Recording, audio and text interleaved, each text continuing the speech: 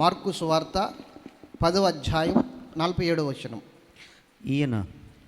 ఈయన నజరేయుడైన యేసు అని నజరేయుడైన యేసు అని వాడు విని దావీదు కుమారుడా యేసు నన్ను కరుణింపమని కేకలు వేయ మొదలుపెట్టెను. దేవుడు మనతో మాట్లాడును గాక. దేవుడు మనందరితో మాట్లాడి మనల్ని జీవింప చేయును గాక. ఈరోజు మన అంశం ఏంటంటే నజరేయుడైన యేసు. అది మన అంశం. స్తోత్రం చెప్పండి. ఏం చెప్పండి? నజరేయుడైన యేసు. అసలు ఈ పేరు ఎలా వచ్చింది? ఈయనకి నజరేయుడైన యేసు అన్న పేరు ఎలా వచ్చింది గమనించండి. ఇక్కడ బర్తమై అనే ఒక గుడ్డి బిచ్చగాడు ఉన్నాడు. ఎవరు చెప్పాలి? గుడ్డి బిచ్చగాడు. ఒక రోజున అతడు భిక్షమెత్తుకుంటూ ఉంటుంటే యేసుక్రీస్తు ఆడు భిక్షమెత్తుకుంటున్న మార్గము గుండా బయలుదేరి వెళ్తున్నాడు. అనేక మంది ఆయన వెనకాల వెళ్తున్నారు స్వస్థతల కోసం, అద్భుతాల కోసం. చాలా హడావుడిగా ఉంది. మొన్న మనకి క్రిస్టమస్ జరిగినంత హడావుడి కన్నా ఎక్కువగా ఉంది. ఆయన కూడా అంతమంది ప్రయాణమై వెళ్తున్నారు. స్తోత్రం చెప్పాలి. అటువంటి సమయంలో ఈ గుడ్డివాడికి సౌండ్ వినబడుతుంది. ఏదో హడావుడి, ఏదో జరుగుతుంది. ఒక పండగ లాంటి వాతావరణము వాడికి అనిపిస్తుంది. ఏదో గొప్ప హడావుడి జరుగుతుందని ఈ గుడ్డివాడు గ్రహించి ఒకరిని పట్టుకుని, అయ్యా ఇంత హడావుడి జరుగుతుంది కదా, ఇంత కేకలు పెడుతున్నారు కదా, కోలాహలంగా ఉంది కదా, అసలు ఎవరు వచ్చారు ఇక్కడికి, ఎవరు వెళ్తున్నారు అని ఈ గుడ్డి బిచ్చగాడు అడిగాడు. అడిగినప్పుడు వెంటనే అక్కడ ఉన్నవాడు అన్నాడు, నజరేయుడైన యేసు అని చెప్పాడు. స్తోత్రం చెప్పాలి గట్టిగా. యేసు ఈ మార్గం గుండా వెళ్తున్నాడని చెప్పగానే ఈ భిక్షగాడికి ఆనందం వేసింది. అక్కడ ఉన్నవారు అనుకున్నారు, ఇంత జనం చూస్తే వీడికి పండగ, ఎందుకంటే బోల్డ్ డబ్బులు వస్తాయి భిక్ష ఎత్తుకుంటే. వాళ్ళందరూ అలా అనుకున్నారు. కానీ వీడేమంటున్నాడంటే, ఓ నజరేయుడైన యేసు, దావీదు కుమారుడా, నన్ను కరుణించు, నన్ను బాగు చేయి అని కేకలు పెడుతున్నాడట. నేను అంటాను, నజరేయుడైన యేసు అని ఎందుకు రావాలి ఈయనకి పేరు? ఈయన పుట్టింది ఎక్కడ? బెత్లెహేములో అనండి. దావీదు పట్టణంలో ఈయన పుట్టాడు, బెత్లెహేములో పుట్టాడు. బెత్లెహేముడైన యేసు అనొచ్చు కదా. లేకపోతే యెరూషలేములో నివసిస్తున్నాడు కాబట్టి ఏమనాలి? యెరూషలేం పేరు పెట్టి పిలవాలి. లేకపోతే దావీదు పట్టణస్థుడైన దావీదు కుమారుడు అయిన యేసు అని చెప్పాలి. లేకపోతే బెత్లెహేముడైన యేసు అని చెప్పాలి. కానీ ఇక్కడ నజరేయుడైన యేసు. అసలు నజరేయ ప్రాంతానికి యేసుకి సంబంధం ఏంటి? అసలు నజరేయ పట్టణం ఏమిటి? నజరేతు అనే పట్టణం గురించి మనం ఈరోజు కొన్ని విషయాలు తెలుసుకుందాం. దేవునికి మహిమ కలుగును గాక. హల్లెలూయా. ఈ నజరేతు అనే పట్టణం గలిలయ అనే ప్రాంతంలో ఒక కొండ మీద కట్టబడిన పట్టణం. చిన్న పట్టణం. అర్థమవుతుందా? గలిలయ అనే ఒక ప్రాంతంలో నజరేతు అనే ఒక చిన్న పట్టణం ఒక కొండ మీద కట్టబడింది. కొండ మీద. అయితే ఈ పట్టణంలో 120 కానించి 150 మంది దాకా బ్రతుకుతున్నారట. 120 కానించి 120 మంది వరకే, అంతకు మించి జనాంగం లేరు ఆ పట్టణంలో. 2, ఆ పట్టణస్తులు ఆ పట్టణం దాటి బయటికి వెళ్ళరు.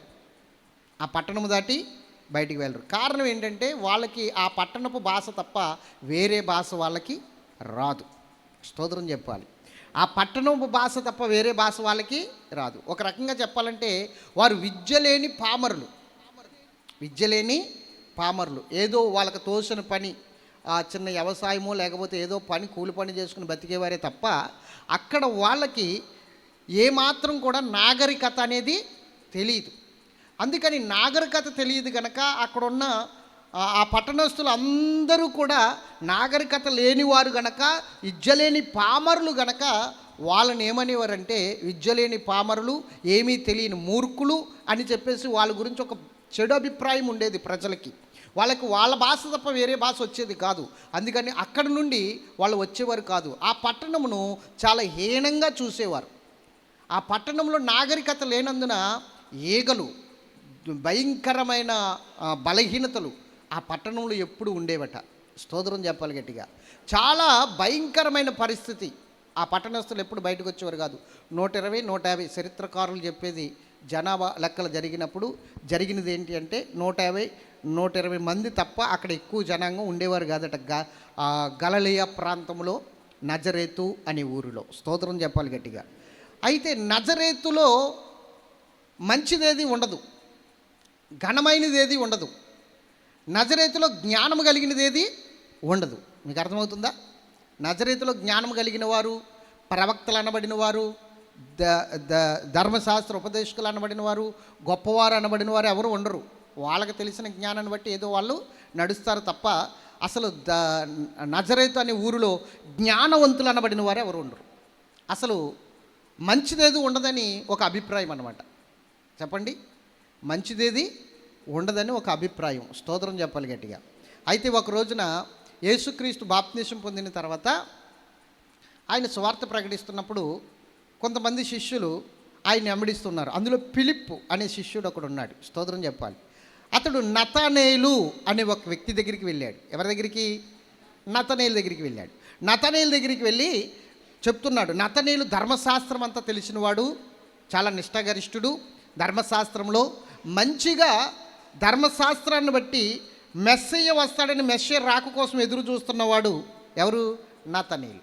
ఈ ఫిలిప్పు వెళ్ళి నతనేలుతో అంటాడు, నతనేలు, మేము ధర్మశాస్త్రంలో మోషే ప్రవక్తలు ఎవరి గురించి అయితే రాశారో ఆ ప్రవక్త అయిన ఆయన మెస్సయ్యను మేము కనుగొన్నాం. మెస్సయ్యను కనుగొన్నారా? అవును. ఆయన ఎక్కడి నుంచి వచ్చాడు? నజరేతు నుండి వచ్చాడు. ఆయన నజరేయుడైన యేసు. దేవునికి మహిమ కలుగును గాక. నజరేయుడైన యేసు అనగానే ఈ నతనీలు వెంటనే అంటాడు, ఇదేంటి మెస్సయ్యను కనుగొన్నానని చెప్పారు, బాగానే ఉంది, నజరేతు నుండి వచ్చారంటారేంటి? అసలు నజరేతులో నుండి మంచిది ఏదైనా వస్తుందా? అసలు నజరేతులో నుండి ప్రవక్త వస్తాడా? నజరేతులో నుండి మెస్సయ్య వస్తాడా? నజరేతు ఎంత హీనమైనదో మీకు తెలుసు కదా. నజరేతులో నుంచి వచ్చారేంటి? నజరేతులో నుంచి వచ్చాడని మీరు చెప్తున్నారేంటి అని చెప్పి వాళ్ళతో వెటకారంగా మాట్లాడతాడు. అప్పుడు ఫిలిప్ అంటాడు, నువ్వే వచ్చి చూడు, నీకు అర్థమవుతుంది అని చెప్తాడు. ఎందుకంటే ధర్మశాస్త్రం ప్రకారంగా నజరేత్ అనే ఊరు హీనమైనది. అక్కడ ఎవరు గనులు ఉండరు, ప్రవక్తలు ఉండరు, ప్రవశించువారు ఉండరు, జ్ఞానులు ఉండరు. అందరూ విద్యలేని పామరులే. స్తోత్రం చెప్పండి గట్టిగా. అయితే ఈ నతనేలుకు డౌట్ వచ్చింది. చూడండి, యోహాను సువార్త 1వ అధ్యాయము 42 కాడించి చదువుదాం ఒకసారి. 43 కాడించి కానీ 2 కాడించి కానీ చదువునానా. మరునాడు ఆయన గలిలయకు వెళ్ళగోరి ఫిలిప్పును కనుగొని, చూడండి, ఫిలిప్పును కనుగొని నన్ను వెంబడించమని అతనితో చెప్పాను. ఫిలిప్పు బెత్సయిదా వాడు అనగా అంద్రియ పేతురు అని వారి పట్టణపు కాపురస్తుడు. ఫిలిప్పు నతనేలును కనుగొని ధర్మశాస్త్రంలో మోషేయు ప్రవక్తలను ఎవరిని గూర్చి రాసిరో ఆయనను కనుగొంటిమి. ఆయన యేషోపు కుమారుడైన నజరేయుడగు యేసు అని అతనితో చెప్పాను. దేవునికి స్తోత్రం చెప్పండి. ఫిలిప్పు నతనేలు దగ్గరికి వెళ్ళి ఏం చెప్తున్నాడు? నజరేయుడైన యేసుని మేము కనుగొన్నాం, ఆయనే మెస్సయ్య అని చెప్పగానే ఈ నతనేలు ఆశ్చర్యపోయాడు. ఆ మాట చూడండి, చదవండి. అందుకు నతనేలు నజరేతులో నుండి మంచిదేదైనా రాగలదా అని అతను అడుగగా వచ్చి చూడమని ఫిలిప్పు అతనితో అన్నాడు. చూడండి, ఇప్పుడు నజరేతు నుండి ఏమి రాదు? మంచిదేది రాదు. నజరేతు నుండి మంచిది రాదు. అలాంటిది మెస్సయ్య, దేవుని కుమారుడు, ప్రజలకు విమోచన కలగజేయువాడు, ప్రవచనాల సారాంశం మెస్సయ్య పుట్టిక, ప్రవచనాల రిజల్ట్ మెస్సయ్య పుట్టిక. మరి అలాంటి మెస్సయ్య, ప్రవచనాల రిజల్ట్ అయిన మెస్సయ్య పుట్టుక నజరేతులో ఎందుకు ఉంటుంది? నజరేతు నుండి అంత గొప్ప ప్రవక్త, దేవుని కుమారుడు, విమోచకుడు, పాపాల్ని క్షమించువాడు అక్కడి నుంచి ఎలా వస్తాడు? అసలు ఏదైనా నజరేతు నుండి మంచిది వస్తుందా? మంచిది ఏదైనా నజరేతు నుండి వస్తుందా? రాదు కదా. మరి నజరేతు నుండి వచ్చిందంటారేంటి అంటే ఫిలిప్పు అన్నాడు, వచ్చి చూడు. ఇది చాలా అద్భుతమైన సమాధానం అండి.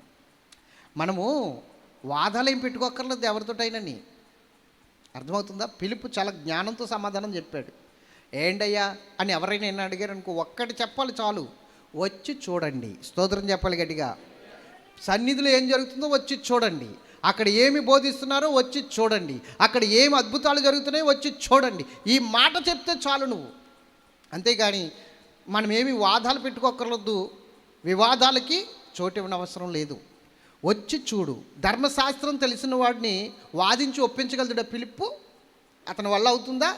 అవ్వదు కదా. అందుకని సింపుల్గా ఒక చిన్న మాట చెప్పాడు అంతే ఫిలిప్పు. ఏం చెప్పాడు తెలుసా? నీతో వాదించడానికి నేను సరిపోను, కానీ వచ్చి చూడు, నీకే అర్థమవుతుంది. స్తోత్రం చెప్పాలి గట్టిగా. వచ్చి చూడు. ఇది చాలా అద్భుతమైన సమాధానం, చాలా గొప్ప సమాధానం. ఎవరైనా సరే ఈ మాట చెప్పాలి, వచ్చి చూడండి. స్తోత్రం చెప్పాలి గట్టిగా. దేవుడు చేసే కార్యాలు వచ్చి చూడండి. ఆయన ఎవరో వచ్చి చూడండి. ఆయన ఎవరో వచ్చి వినండి. ఆయన గురించి వినండి. ఒక్క మాట చెప్పండి చాలు. స్తోత్రం చెప్పాలి. ఏమి పెద్దగా డిస్కషన్ పెట్టుకోవాల్సిన అవసరం లేదు. ఫిలిప్పు నతనీయులతో డిస్కషన్ పెట్టుకోలే, లేకపోతే లేఖనాలను ఏవో చూపించేయలేదు పౌలు గారిలాగా. అర్థమవుతుందా? డిస్కషన్కి ఏమీ వెళ్ళలా. స్టెఫెన్లాగా సౌలుతో వివాదం పెట్టుకోలేదు. వివాదం పెట్టుకున్న నమ్మరు, విశ్వసించరు. ఎందుకంటే వాళ్ళు పట్టిన కుందేలుకి 3 కాళ్ళు అని చెప్తారు వాళ్ళు. వాళ్ళు ఎంత చెప్పినా వినరు. ఒరే బాబు, నీ చేతిలో కాలు ఉందిరా అన్నా కూడా వినరు వాళ్ళు. ఆడు పట్టుకున్న కాలు వదిలేస్తాడు, 3 కాళ్ళు లెక్కెడతాడు. ఇడు కాలు పట్టుకున్నాడు, కుందేలు కాలు.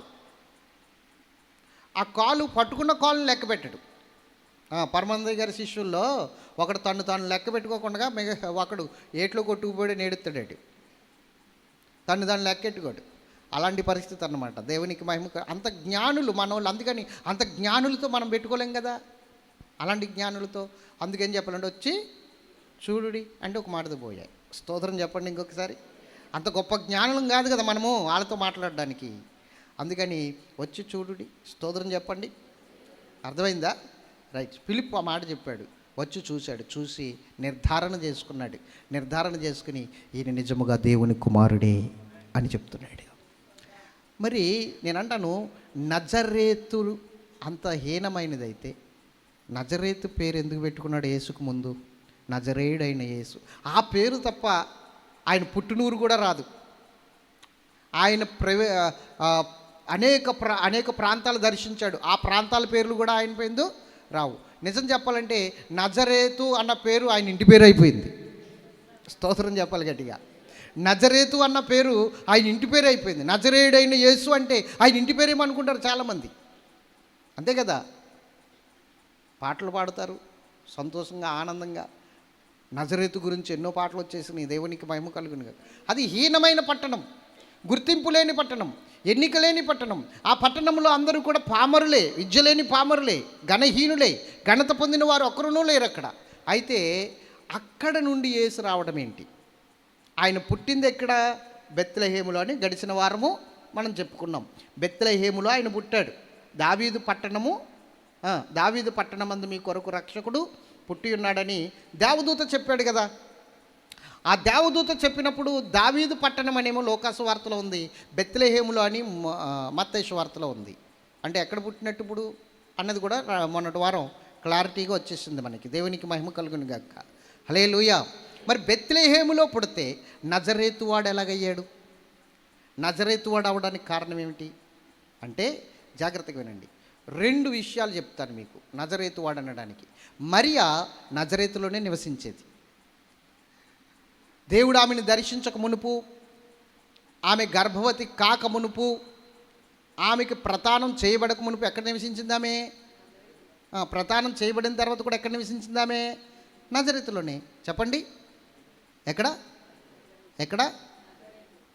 తీయండి. లోకాసు వార్త 1వ అధ్యాయము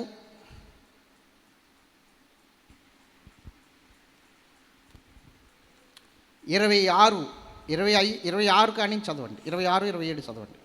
6వ నెలలో గబ్రియేలుని దేవదూత గలిలయలోని నజరేతను ఊరిలో దావీదు వంశస్థుడైన యేసేపు ఒక పురుషునికి ప్రదానము చేయబడిన కన్య యొద్దకు దేవుని చేత పంపబడిన. ఆ కన్యక పేరు మరియ. ఎక్కడికి వెళ్ళాడు ఇప్పుడు ఈ దేవదూత? గాబ్రియేలు ఎక్కడికి వెళ్ళాడు? నజరేతు అని ఊరికి వెళ్ళాడు. అర్థమవుతుందా? ఎవరిని దర్శించడానికి? కన్య మరియను దర్శించడానికి, శుభవర్తమానం చెప్పడానికి ఇప్పుడు ఎక్కడికి వెళ్ళాడు అంటే, ఇప్పుడు మరి ఎక్కడ నివసిస్తుంది? గలిలయ ప్రాంతములో ఒక కొండ మీద ఉన్న పట్టణము నజరేతు. ఆ నజరేతు ఊరిలో నివసిస్తుంది. ఆ ఊరికి గాబ్రియేలు వెళ్ళాడు. స్తోత్రం చెప్పాలి. ఆ ఊరికి ఎవరు వెళ్ళారు? గాబ్రియేలు వెళ్ళాడు. గాబ్రియేలు వెళ్ళి ఇప్పుడు నజరేతులో ఉన్న మరియకు కనబడి శుభ సందేశాన్ని అందించాడు. ఏమిటా శుభ సందేశం? ఓ దయాప్రాప్తురాలా, నీకు శుభము. ఇదిగో దేవుడు నిన్ను దర్శించి నిన్ను ధన్యురాలని చేశాడు.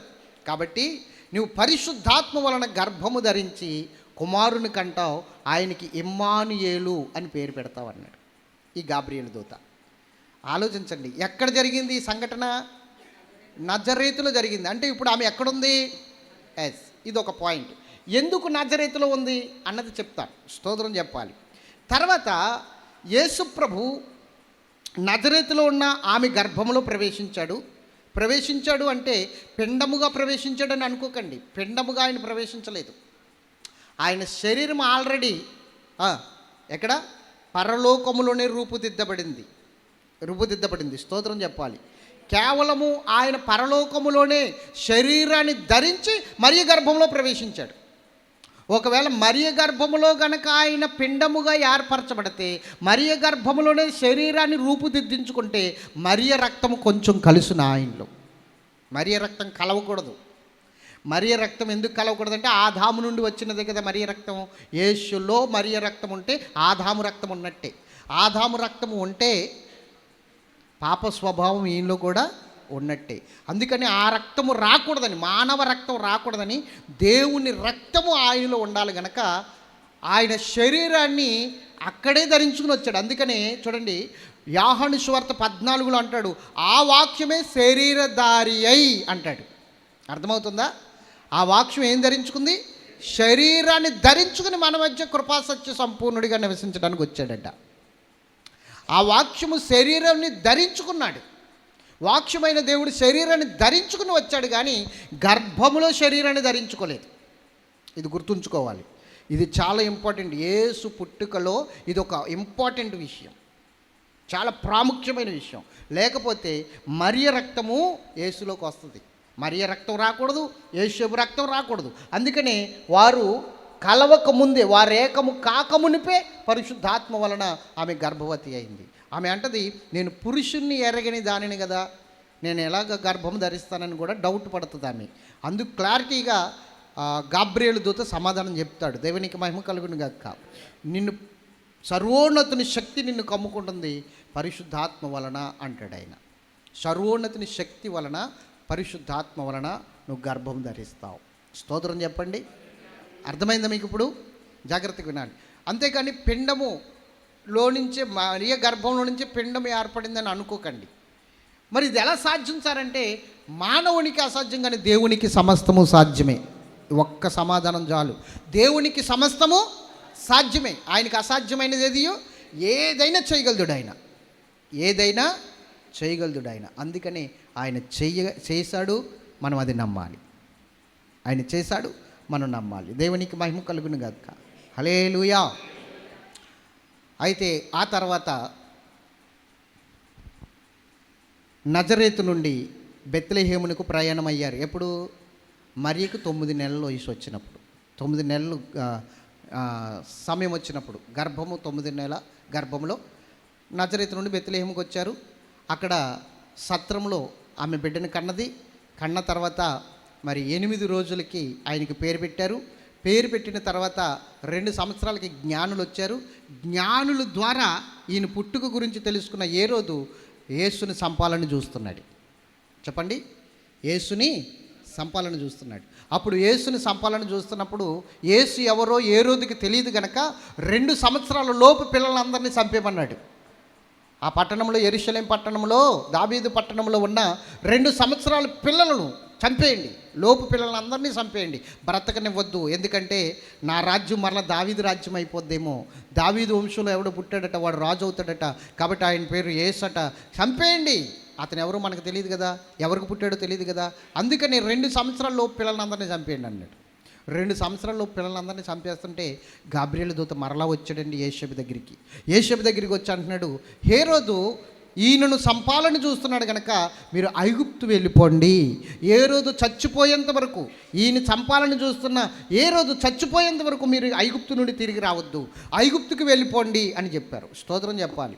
అప్పుడు వీళ్ళు ఒక రాత్రికి రాత్రి ఆ చిన్న బిడ్డను బాలుడైన యేసును తీసుకుని బాల యేసుని తీసుకుని ఆ బెత్లెహేము నుండి ఐగుప్తుకి వెళ్ళిపోయారు. ఎక్కడికి వెళ్ళిపోయారు? 2 సంవత్సరాల పిల్లవాడిని తీసుకుని యేసుని తీసుకుని ఎక్కడికి వెళ్ళారు? ఐగుప్తుకి వెళ్ళిపోయారు. ఐగుప్తుకి వెళ్ళిపోయిన తర్వాత హేరోదు చచ్చిపోయాడు. యేసుని చంపాలనుకున్న చూస్తున్న హేరోదు చచ్చిపోయాడు. చనిపోయిన తర్వాత మరలా గాబ్రియేలు దూత యేసు దగ్గరికి వెళ్ళి అన్నాడు, యేసుని చంపాలని చూస్తున్న ఈయన్ని చంపాలని చూస్తున్న హేరోదు చచ్చిపోయాడు, మీరు తిరిగి వచ్చేయండి అని చెప్పాడు మరలా గాబ్రియేలు దూత. ఆయనే పోస్ట్ మ్యాన్, అప్పుడు స్తోత్రం చెప్పాలి, వర్తమానాలు పంపేవాడు, ఒక లెటర్ అన్నమాట, స్తోత్రం చెప్పాలి. అయితే ఈ గాబ్రియేలు దూత చెప్పినప్పుడు యోసేపు వాళ్ళు బెత్లెహేముకి రావడానికి ప్రయత్నించారు. బెత్లెహేము వచ్చారు, కానీ భయమేసింది వాళ్ళకి. హేరోదు చచ్చిపోయాడు, కానీ హేరోదు కుమారుడు కూడా అదే పన్నాగంలో ఉన్నాడు, అదే పంతంలో ఉన్నాడు. యూదుల్ని ఎవరిని బ్రతకనివ్వట్లేదు. అందులోకి దావీదు వంశస్థులు అంతే, అస్సలు బ్రతకనివ్వట్లేదు. దావీదు వంశస్థులను ఇంకా చిత్రహింస చేస్తున్నాడు. చూద్దాం, చూడండి, మత్తయి సువార్త 2వ అధ్యాయము 19వ వచనం కానీ చదువుదాం. చనిపోయిన తర్వాత ఇదిగో ప్రభుదూత ఐగుప్తులో యోసేపునకు స్వప్నమందు ప్రత్యక్షమై నీవు లేచి శిశువును తల్లిని తోడుకుని ఇశ్రాయేలు దేశమునకు వెళ్ళు, శిశువు ప్రాణము తీయ చూచువాడు చనిపోయాడు హేరోదని చెప్పాను. అప్పుడు అతడు లేచి శిశువును తల్లిని తోలుకుని ఇశ్రాయేలు దేశమునకు వచ్చెను. అయితే అర్కెలాయు తన తండ్రి అయిన హేరోదును ప్రతిగా యూదా దేశం ఏలుచున్నాడని విని అక్కడికి వెళ్ళవెరచి స్వప్నమందు దేవుని చేత బోధింపడిన వారై గలిలయ ప్రాంతంలో వెళ్ళి నజరేతు అనే ఊరికి వచ్చి అక్కడ కాపురం ఉండెను. ఆయన నజరేయుడు అనబడినని ప్రవక్తలు చెప్పిన మాట నెరవేరినట్లు ఇలాగ జరిగింది. మహిమ కలుగును గాక. ఇప్పుడు ఆయన పుట్టిన తర్వాత ముందు ఎక్కడికి వెళ్ళాడు? 2 సంవత్సరాలేమో యెరూషలేములోనే ఉన్నాడు, ఇజ్రాయెల్ పట్టణంలోనే ఉన్నాడు 2 సంవత్సరాలు. 2 సంవత్సరాలు వయసు వచ్చాక ఐగుప్తు వెళ్ళాడు. ఐగుప్తు నుండి మరలా కొన్నాళ్ళకి ఎక్కడికి వచ్చాడు? ఇజ్రాయెల్ దేశం వచ్చాడు. వచ్చిన తర్వాత మరలా అక్కడ హేరోదు రాజు కుమారుడు ఇదే ఘనకార్యం చేస్తున్నాడు, యూదులందరినీ చంపేస్తున్నాడు. అందులోకి దావీదు వంశస్థులను అసలు బ్రతకనివ్వట్లేదు. ఎందుకంటే దావీదు వంశస్థుల్ని రాజ్యం అయిపోద్దేమో అని. అది దావీదు రాజ్యమే హేరోదుకు వచ్చింది. యూదులందరూ కూడా చెరలోనికి వెళ్ళిపోయిన తర్వాత ఈ రాజ్యం ఇలాగ అయిపోయింది. ఆ తర్వాత ఇప్పుడు మరలా హేరోదుకు భయం వేస్తుంది, ఈ రాజ్యం ఎక్కడ దావీదు వంశస్థులది అయిపోద్దా అని. అందుకని దావీదు వంశస్థులను చంపడం మొదలుపెట్టాడు. అది భయమేసి ఇప్పుడు యోసేపు ఏం చేశాడు తెలుసా? మరియను యేసయ్యను తీసుకుని ఆ ఇజ్రాయెల్ దేశంలో గలిలయ తీరంలో ఉన్న మరియా ఇంటికి, అనగా ఎక్కడికి? నజరేత్ అనే ప్రాంతానికి వచ్చి నివసిస్తారు. ఎంతవరకు నివసించారో తెలుసా? నజరేతు ప్రాంతంలో ఎంత వయసు వచ్చేదాకా అనుకుంటున్నారు? చెప్పాలి. యేసు బాప్తిసం తీసుకునేంత వరకు 30 సంవత్సరాల వయసు వచ్చేంత వరకు ఆయన నజరేతులోనే నివసించాడు. గట్టిగా స్తోత్రం చెబుదామా? హల్లెలూయా. అక్కడ నుండి యెరూషలేము వెళ్తూ ఉండేవారు. ఆయన 12 సంవత్సరాల వయసులో కూడా నజరేతు నుండి యెరూషలేము వచ్చారు. ఎక్కడి నుండి? 12 సంవత్సరాల వయసులో నజరేతు నుండి యెరూషలేము వచ్చారు. అంటే నజరేతులోనే ఉన్నారు వాళ్ళు. ఎప్పుడు వరకు? దేవునికి మహిమ కలుగును గాక. హల్లెలూయా. చూడండి, మార్కు సువార్త 1:9 చదవండి. ఆ దినములలో అందరూ తీశారా? అందరూ. ఆ దినములలో యేసు గలిలయలోని నజరేతు నుండి వచ్చి యొర్దానులో యోహాను చేత బాప్తిసం పొందాడు. అది ఎప్పటి వరకు ఉన్నాడు? ఇప్పుడు నజరేతులో బాప్తిసం పొందేంత వరకు, యోహాను చేత బాప్తిసం పొందేంత వరకు కూడా నజరేతులోనే ఉన్నాడు. స్తోత్రం చెప్పండి గట్టిగా. హల్లెలూయా, హల్లెలూయా. అయితే యేసు నజరేతులో ఉండి, నజరేతులో సమాజ మందిరం ఉంటే ఆ మందిరంలోకి వెళ్తూ ఉండేవాడు. సంవత్సరానికి ఒకసారి మాత్రము వాడికి చొప్పున ఎక్కడికి వచ్చేవారు? యెరూషలేము వచ్చేవారు వీళ్ళంతా. కానీ ఆ తర్వాత ఎక్కడ? అది యూదులు కూడా అక్కడికి వెళ్ళిపోయారు చాలామంది. ఎందుకు వెళ్ళిపోయారు యూదులు చాలామంది అక్కడికంటే? హేరోదు కుమారుడు చంపేస్తున్నాడు జనాల్ని. యేసుక్రీస్తు చిన్నతనంలోనే వెళ్ళిపోయారు అక్కడికి జనం, యూదులు చాలామంది. స్తోత్రం చెప్పాలి. యూదులను చంపేస్తున్నాడు, దావీదు వంశస్థులను చంపేస్తున్నాడని భయపడి అక్కడికి వెళ్ళిపోయారు వీళ్ళందరూ కూడా చాలామంది.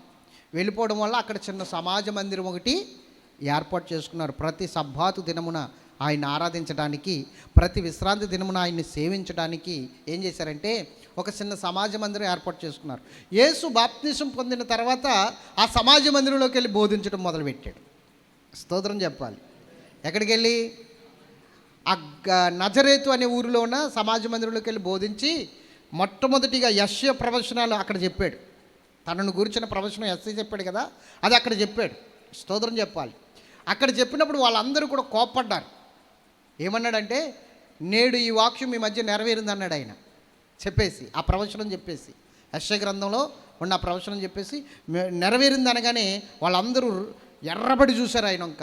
ఏంటి, ఈయన యేషపు కుమారుడు కదా, వడ్రింగవాని కుమారుడు కదా, తను తాను మెస్సేగా ప్రకటించుకుంటున్నాడేంటి, ఈ వాక్యం తన గురించి అన్నట్లుగా, ఈ ప్రవచనం తన గురించి అన్నట్లుగా చెప్తున్నాడేంటి అని ఒక పక్కన రెండు, మనం యూదులమని దావీదు వంశస్థులమని తెలిస్తే ఏ రోజు చంపేస్తాడని భయంతో వీడు బయట పెట్టేసేలాగున్నాడు యేసని ఇతని మీద రెండు విధాలుగా కోపంతో మండిపడిపోయి ఏం చేశారో తెలుసా? ఆ ప్రాంతం, ఆ పట్టణం దేని మీద ఉంది? కొండ మీద ఉంది కదా. ఆ కొండ ప్రదేశానికి తీసుకెళ్ళి అక్కడి నుంచి పాడేద్దామని చూశారు యేసుని. తలకిందులుగా పాడేద్దామని చూశారు. స్తోత్రం చెప్పాలి గట్టిగా. తలకిందులుగా పాడేద్దామని చూస్తే యేసు అక్కడి నుండి మొత్తం మీద వచ్చేసాడు. వాళ్ళందరి నుంచి తప్పించుకుని వాళ్ళని గద్దించి అక్కడి నుంచి వచ్చేసాడండి. వచ్చి ఇంకా అక్కడి నుంచి సువార్త అనేక ప్రాంతాలు తిరగడం మొదలుపెట్టాడు. స్తోత్రం చెప్పాలి. గలిలయ, సమరయ, ఇంకా ఇజ్రాయెల్ దేశం మొత్తం తిరగడం మొదలుపెట్టాడు. గట్టిగా స్తోత్రం చెప్పండి. ఇది కూడా ఇజ్రాయెల్ దేశంలోదే, నజరేత్ అనే ఊరు. కానీ నజరేత్కి ఇజ్రాయెల్ దేశానికి అనగా యెరూషలేముకి, బెత్లెహేముకి 150 కిలోమీటర్ల దూరం. 150 కిలోమీటర్ల దూరం. అక్కడ నివసించాడు ఎక్కువ. స్తోత్రం చెప్పాలి. అందుకనే నజరేతు వాడయ్యాడు ఆయన. ఇది ఒకటి చెప్పండి. ఆయన అక్కడ నివసించడానికి 2 కారణాలు చెప్పాను. ఒకటి, తల్లి మరియా ఆ ఊరిలోనే ఉంది. 2, ఏ రోజు చంపాలని చూస్తున్నప్పుడు ఐగుప్తు వెళ్ళిపోయి 2 సంవత్సరాల వయసులో, తర్వాత కొన్నాళ్ళకి మరలా నజరేతు వచ్చేసారు. ఆ నజరేతులో యేసు 30 సంవత్సరాలు ఉన్నాడు. ఎన్ని సంవత్సరాలు? 30 సంవత్సరాలు నజరేతులో ఉన్నాడు. రైట్. నజరేతు వాడిగా పేరు పొందాడు. అంతేకాదు, నజరేతు హీనమైనది, అది గుర్తింపు లేనిది, ఒక చిన్న పట్టణం. ఆ నజరేతు పట్టణానికి గుర్తింపు ఇవ్వడానికి యేసు వచ్చాడు అక్కడికి. ఆమేన్. అందుకనే ఈయనకి నజరేయుడైన పేరు వచ్చేసింది. నేను ఒకటి చెప్పనా? దెయ్యము నజరేయుడని చెప్పి నజరేయుడైన యేసు అని పిలిచింది. దేవదూత కూడా నజరేయుడైన యేసు అని పిలిచాడు. దేవునికి మహిమ కలుగును గాక. దెయ్యం కూడా ఏమని పిలిచింది ఈయన్ని? ఓ నజరేయుడైన యేసు, నాతో నీకు అని పిలిచింది. దేవదూత కూడా ఏమని పిలిచాడు చెప్పాలి. తీయండి, చూపిస్తాను. 1:24 చదవండి. మార్కు. ఒక దెయ్యం మాట్లాడుతుంది ఆయనతో. మార్కు సువార్త 1:24. వాడు నజరేయుడగు యేసు. వాడు అంటున్నాడు, దెయ్యం పట్టిన వాడు అంటున్నాడు, నజరేయుడగు యేసు, మాతో నీకేమి, మమ్మల్ని నశింపజేయుటకు వచ్చితివా? నీవెవడవో నాకు తెలియను, నీవు దేవుని పరిశుద్ధుడు అని కేకలు వేశాను. అంటే ఏమని పిలుస్తున్నాడు ఇప్పుడు దెయ్యం పట్టినాడు? దెయ్యాలు ఏం చెప్తున్నాయి? నజరేయుడైన ఎస్. దేవదూత కూడా ఆయన అలాగే పిలిచాడు. దేవదూత కూడా సమాధి నుండి లెగిసిన తర్వాత స్త్రీలు సుగంధ ద్రవ్యాలు పట్టుకొస్తారు. అప్పుడు 2 దేవదూతలు అక్కడ కూర్చుని ఉంటారు సమాధి కాడ. అప్పుడు అందులో ఒక దేవదూత అంటాడు, మీరు వెతుకుచున్న నజరేయుడైన యేసు లెగిసి వెళ్ళిపోయాడు అంటాడు. చూడండి, మార్కు సువార్త 16వ అధ్యాయం. మార్కు సువార్త 16వ అధ్యాయం 5-6 వచనాలు చదువుదాం. 5-6 వచనాలు. అప్పుడు వారు సమాధిలో ప్రవేశించి తెల్లటి నిలువటంగి ధరించుకుని ఉన్న ఒక పడుచువాడు కుడి వైపున కూర్చుండుట చూచి మిగులు కలవరపడిరి. అందుకతడు కలవరపడకుడి, సిలువ వేయబడిన నజరేయుడగు యేసును మీరు వెతుకుచున్నారు, ఆయన లేచి ఉన్నాడు, ఇక్కడ లేడు, వారు ఆయనను ఉంచిన స్థలమును చూడుడి. స్తోత్రం చెప్పండి గట్టిగా. ఏమంటున్నారు ఇప్పుడు చెప్పాలి. ఒక స్వస్థత పొందగోరు గుడ్డివాడు నజరేయుడైన యేసు అని పిలిచాడు. ఒక దెయ్యము నజరేయుడైన యేసు అని పిలిచాడు. అలాగే ఇప్పుడు దేవదూత కూడా నజరేయుడైన యేసు అని పిలుస్తున్నాడు. అలాగే స్వస్థత ఇచ్చు దైవజనులు, అపోస్తులు కూడా నజరేయుడైన యేసు నామమున అని వారు కూడా ఆయన నామమును ఉచ్చరిస్తున్నారు. ఆమేన్. అంటే ఎన్నిక లేని పట్టణము, దిక్కుమాలిన పట్టణముగా ఉన్న, అసలు విద్య లేని పామరులో ఉంచుకున్న పట్టణము ఈరోజు ఒక దేవాది దేవుడు ఎన్నుకున్న పట్టణముగా మారిపోయింది. అది దేవుని ఇంటి పేరుగా మారిపోయింది. ఎంత గొప్ప విషయం ఒకసారి ఆలోచించండి. నజరేతు అనే పట్టణము ఎన్నిక లేనిది, మంచిదేది కూడా అందులో నుంచి రాదు. గనులైన వారు అందులోంచి రారు, జ్ఞానులైన వారు అందులోంచి రారు, అందరూ పామరులే, ఇజ్జలేని వారే. మంచిదైనది ఏది అందులో నుంచి రాదు అని కూడా చెప్పేస్తున్నారు జనం. అంటే అంత హీనంగా చూడబడిన పట్టణం, ఆ పట్టణపు గతి మార్చడానికి యేసు ఇంటి పేరుగా ధరించాడు దాన్ని. యేసుకు ముందు ఆ పేరు, యేసుకు ముందు ఆ పేరుంటే దాన్ని ఏమంటాం ఇంకా చెప్పాలి. పేతురు గారు అండి. ఏ పేతురు గారు? తన్నీడి పేతురు గారు. తన్నీడి పేతురు గారు అంటే పేతురు గారికి ముందున్న ఇంటి ఆ పేరేంటి? ఇంటి పేరు. అవునా? అలాగని ఇంటి పేరు అంటే అది ఊరి పేరే, కానీ ఆయనకి ఇంటి పేరుగా మారిపోయింది. స్తోత్రం చెప్పాలి గట్టిగా. హల్లెలూయా, హల్లెలూయా. ఎలా మారిపోయింది అది? యేసేపు ఇంటి పేరు అది కాదు, దేవుడి ఇంటి పేరు అది కాదు, కానీ నజరేయుడైన యేసు ఒక గుర్తింపులోకి వచ్చేసింది అది. స్తోత్రం చెప్పాలి గట్టిగా. హల్లెలూయా. అసలు ఒక మూలున్న పట్టణం, ఎవరికీ తెలియని పట్టణం ఈరోజు ప్రపంచమంతటికి పరిచయం అయిపోయింది. ఆ పట్టణం పాటలు పాడుతున్నారు ఆ పట్టణం గురించి, స్కిట్లు వేస్తున్నారు ఆ పట్టణం గురించి. ఏమండి, ఆ పట్టణం గురించి పేపర్లో రాస్తున్నారు, బైబిల్లో రాశారు, ఇంకా అనేక పత్రికల్లో రాస్తున్నారు, పాటల పుస్తకాల్లో రాస్తున్నారు. స్తోత్రం చెప్పాలి. ప్రతి నోట, ప్రపంచంలో ఉన్న ప్రతి ఒక్కరి నోట నజరేతు పట్టణం గురించి పలుకుతూనే ఉన్నారు ఇప్పుడు. అవునా కదా? ఏ క్రైస్తవ సంఘంలో అయినా సరే ఈ పాట పాడిన వారు ఉంటారా? నజరేయుడా నా యేసయ్యా ఎన్ని యుగాలకై. ఈ పాట అసలు ఏ సంఘంలో ఆయన పాడుకుని ఉంటారా? అన్ని సంఘాల్లోనే పాడతారు. పాడతారా లేదా? మరి ఇప్పుడు చెప్పండి, ఆ నజరేతు పట్టణము ఎన్నిక లేనిదైనా, పనికి మాలిన పట్టణమైనా, పామరులు ఉన్న పట్టణమైనా, ఇప్పుడు ఆ పట్టణానికి విలువ వచ్చిందా లేదా? బోల్డ్ పాటలు ఉన్నాయి. నజరేతువాడ యూదుల రాజా ఇమ్మానుయేలు ప్రభునికే స్తోత్రం. చెప్పాలా? ఉందా లేదా? నజరేతువాడ పాటలేంటి, స్కిట్లేంటి, వాక్యం ఏంటి, ఇంకా నజరేతువాడ. రోజు కూడా ప్రతి ఒక్కరు కూడా ప్రార్థన చేస్తున్న వారు పరిశుద్ధమైన ప్రార్థనలు కూడా నజరేతు గురించి మాట్లాడతాం. మనం మోకరించి ప్రార్థన చేస్తాం, పరిశుద్ధంగా చేస్తాం ప్రార్థన. ఆ పరిశుద్ధమైన ప్రార్థనలో ఏ పేరు వస్తుంది? ఇప్పుడు అంత ఘనతకి వెళ్ళిపోయింది ఇప్పుడు ఆ పేరు. హీనమైన పట్టణం, పనికిమాలిన పట్టణం. నేనంటాను, ఆ నజరేతు లాంటి వాడినే నేను కూడా. స్తోత్రం చెప్పాలి గట్టిగా. హీనమైన వాడిని, ఎన్నిక లేనిటి వాడిని, దూరమైన వాడిని, అందరి చేత వేలన చేయబడిన వాడిని, జ్ఞానం లేని వాడిని, పనికి మాలిన వాడిని ఈరోజు ఇంత ఘనతకు కారణం యేసుకు ముందు నన్ను పెట్టుకున్నాడు కాబట్టి. నజరేతుని యేసుకు ముందు ఎలా పెట్టుకున్నాడో అలాగే నా ముందు ఆయన నడుస్తున్నాడు, నా వెనకాల ఆయన నడుస్తున్నాడు గనక ఈరోజు నాకు ఘనత వచ్చింది. నేను అంటాను, వేలన చేయబడుతున్నాను, అవమానకరమైన పరిస్థితుల్లో ఉన్నాను, దుఃఖకరమైన పరిస్థితుల్లో ఉన్నాను. అయ్యో నా పరిస్థితి ఏంటి, నా బ్రతుకేంటి అనుకుంటున్నావా? యేసుకు చోటి, యేసు నీ దగ్గరికి రావాలనుకుంటున్నాడు. నీ పరిస్థితి మారిపోతుంది. నజరేతు పట్టణపు పరిస్థితి మారిపోయినట్లు నీ పరిస్థితి కూడా మారిపోవడానికి యేసు రావాలి నీలోనికి, నీ బ్రతుకులోనికి యేసు రావాలి. నజరేతు పట్టణంలో యేసు నివసించినట్లుగా నీలోనికి, నీ బ్రతుకులోనికి యేసు వచ్చి నివసిస్తే నీ జీవితం మారిపోతుంది, నీ బ్రతుకు మారిపోతుంది. అర్థమవుతుందా ప్రియులారా?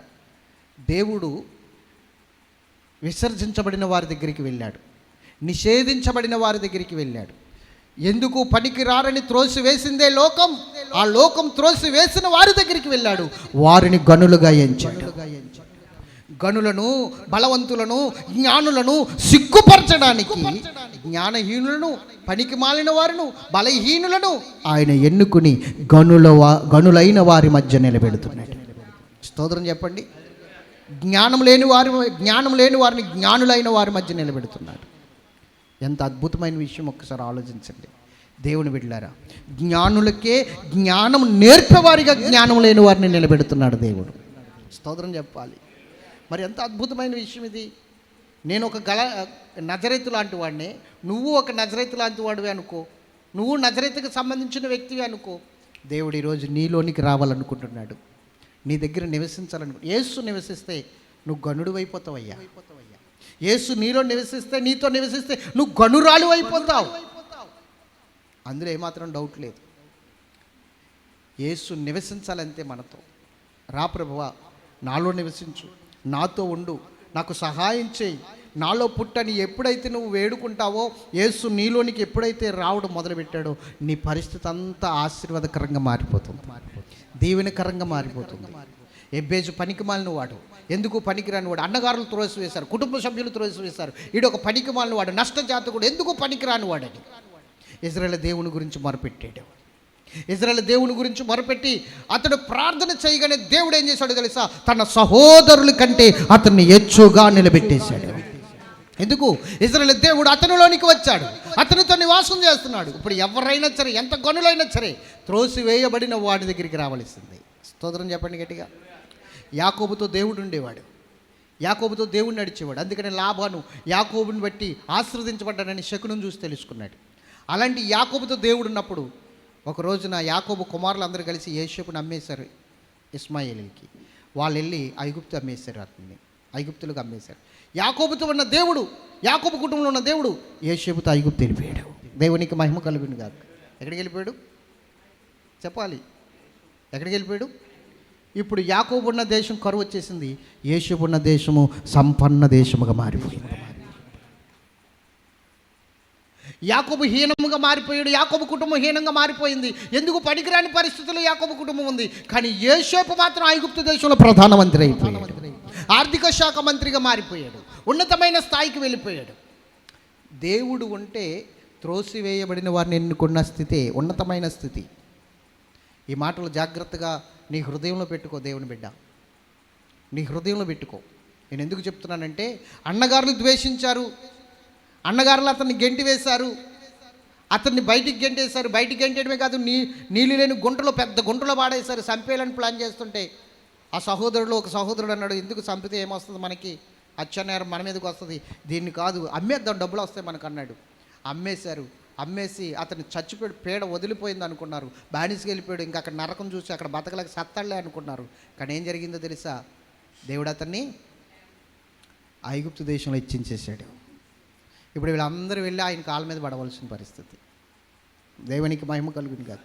నువ్వు తృణీకరించబడిన వ్యక్తివైనను, త్రోసివేయబడిన వ్యక్తివైనను, దేవుడు ఈరోజు నజరేతుని ఎన్నుకున్నట్లుగా నిన్ను ఎన్నుకోబోతున్నాడు. యోసేపుని ఎన్నుకున్నట్లుగా నిన్ను ఎన్నుకోబోతున్నాడు. యోసేపుని, ఎబ్బేజుని హెచ్చించినట్లుగా నిన్ను హెచ్చించబోతున్నాడు దేవుడు. ఎవరో ఏదో అన్నారని బాధపడవలసిన అవసరం లేదు, ఎవరో ఏదో తిట్టారని కుమిలిపోవలసిన అవసరం లేదు, కన్నీరు కార్చవలసిన అవసరం లేదు. యేసయ్య పాదాలు పట్టుకుని, ప్రభువా నువ్వు నాకు ఉంటే చాలు, ఎవరేమన్నా పర్వాలేదని ఒక్కసారి ఆయన వైపుకి తిరిగి నువ్వు చిన్న ప్రార్థన చేయగలిగితే దేవుడు నిన్ను తలగా నియమించబోతున్నాడు, తలగా నియమించబోతున్నాడు. నీ పరిస్థితి అంతా మారిపోతుంది. ఎవరు నిన్ను దూషించారో, ఎవరు నిన్ను వేలన చేశారో, ఎవరు నిన్ను అపహాస్యం చేసి చిచ్చి అన్నారు, వాళ్ళు నీ దగ్గరికి వచ్చి నీ దగ్గర చేతులు చాపే సమయం రాబోతుంది, సహాయం చేయమని అడిగే సమయం రాబోతుంది. దేవునికి అసాధ్యమైనది ఏది లేదండి. నేను తలగా చేస్తాను కానీ కడగా చేయను అన్నాడు. తలగా చేస్తాడు, కడగంటే తోక, అర్థమైందా? కడ అంటే ఏంటి? తోక. తల వెనకాల ఏముంటుంది? నువ్వు తోకలా ఉండవు, ఎలా ఉంటావు? తలగా ఉంటావు, తలలా ఉంటావు. స్తోత్రం చెప్పాలి గట్టిగా. అది అద్భుతమైన విషయం.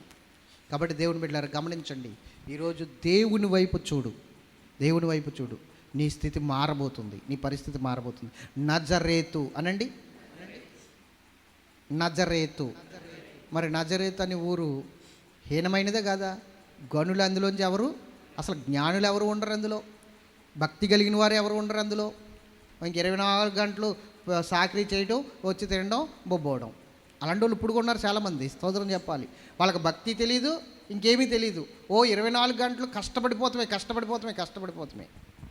అలాంటి ప్రదేశం అనమాట అది. స్తోత్రం చెప్పాలి గట్టిగా. ఆ ప్రదేశంలో నుంచి యేసు మెస్సేజ్ వచ్చాడంటే ఎవరు నమ్ముతారు? అందుకే నతనీలు నజరేతులో నుంచి మంచిది ఏదైనా వస్తుందా అని వెంటనే అనేసాడు. కానీ దేవుడికి సాధ్యమే. స్తోత్రం చెప్పండి. ఈరోజు నీ జీవితాన్ని కూడా వెలిగిస్తాడా లేదా? నీ జీవితాన్ని కూడా బాగు చేస్తాడా లేదా? ఘనమైన స్థితిలో నిలబెడతాడా లేదా? ఉన్నతమైన స్థితిలో నిలబెడతాడా లేదా? మాట్లాడరే, గట్టిగా చెప్పండి అమ్మా. నిలబెడతాడని మెత్తగా చెప్తారేంటి?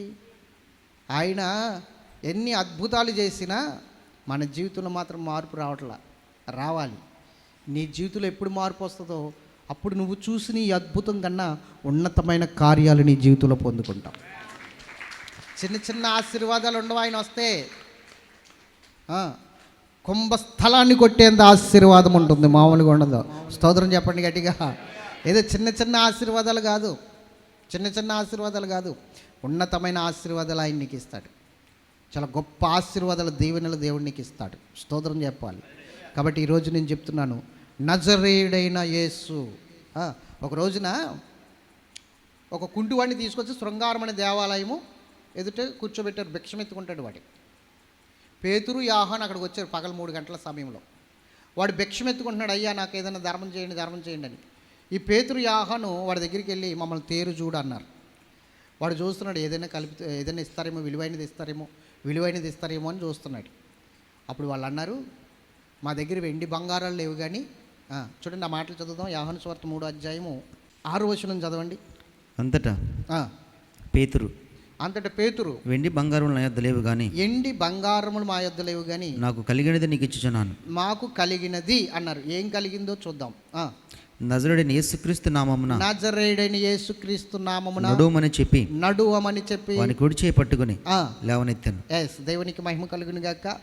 ఎవరి నామమును చెప్పారు? ఇప్పుడు చెప్పండి. ఇప్పుడు స్వస్థత పొందాలన్నా యేసునామమే, నజరేయుడైన యేసునామమే. స్వస్థపరచాలన్న దైవజనుడు ఏ నామం బట్టి ప్రకటన చేస్తున్నారు? చెప్పాలి. నజరేయుడైన యేసు నామమున ఆజ్ఞాపిస్తున్నాను, లే. గక్కున లేచాడండి, నిలబడ్డాడు, స్వస్థత పొందాడు. పుట్టినది మొదలుకొని కుంటుపడ్డాడు. ఎప్పుడు భిక్షం ఎత్తుకోవడం తప్ప లోనకెళ్ళే అనుభవం లేదు అడికి, దేవాలయంలోకి వెళ్ళే అనుభవం. ఎప్పుడైతే వీళ్ళు లేపారో వెంటనే లేచి లోపలికి వెళ్ళాడు. దేవునికి స్తోత్రం చెప్పండి. ఇప్పుడు నజరేయుడైన యేసు నామం అంటే దెయ్యాలకి భయమే, ఇంకెవరికి భయం? చెప్పాలి. రోగాలకి భయమే, అన్నిటికీ భయమే. ఇప్పుడు యేసు నామం ముందు ఏముంది? స్తోత్రం చెప్పండి గట్టిగా. నువ్వు ఎప్పుడైతే యేసుకు చోటిస్తావో ఇంక నీలో నివసిస్తాడు. నజరేతు చోటిచ్చింది కనుక నజరేతు వాడైపోయాడు. స్తోత్రం చెప్పాలి. నువ్వు చోటివి. ఎందుకు చోటిచ్చింది నజరేతు? ఆయన అన్నాడు, ఆకాశ పక్షులకు గూళ్ళు, నక్కలకు బొరియలు ఉన్నాయి కానీ నాకు స్థలం లేదన్నాడు. అయితే నజరేతు అంది, నా దగ్గరికి రా అంది, నేను చోటిస్తాను అంది. స్తోత్రం చెప్పాలి. ఎవరు ఆ నజరేతుని అందరూ హస్తయించుకుంటుంటే దేవుని కుమారుడైన యేసు మాత్రం ప్రేమించాడు నజరేతుని. వెళ్ళాడు. నజరేతు చోటిచ్చింది కాబట్టి యేసయ్య నజరేతుని ముందు పెట్టుకున్నాడు, తన పేరుకు ముందు. నువ్వు కూడా చోటి, యేసుకు చోటి. నువ్వు అద్భుతాలకు చోటిస్తావు, గొప్ప కార్యాలకు చోటిస్తావు, అన్నిటికీ చోటిస్తావు, కానీ యేసుకు చోటివ్వు. యేసుకు చోటి, అప్పుడు దేవుడు కార్యం చేస్తాడు. దేవునికి మహిమ కలుగును కదా. సత్తరము మరియమ్మకు చోటిచ్చింది, యేసేపుకు చోటిచ్చింది, కానీ యేసయ్యకు చోటు లేదంటే సత్తరంలో స్థలము లేనందున. స్తోత్రం చెప్పండి. యేసుకు చోటు లేదండి ఈ లోకంలో. అందుకని నువ్వు ఈ చోటు, నీ హృదయంలో చోటి. నిన్ను హెచ్చించబోతున్నాడు, ఉన్నతమైన స్థాయికి నిన్ను నిలబెట్టబోతున్నాడు. ఎంతమందికి అర్థమైంది? నజరేతు వాడు అనండి.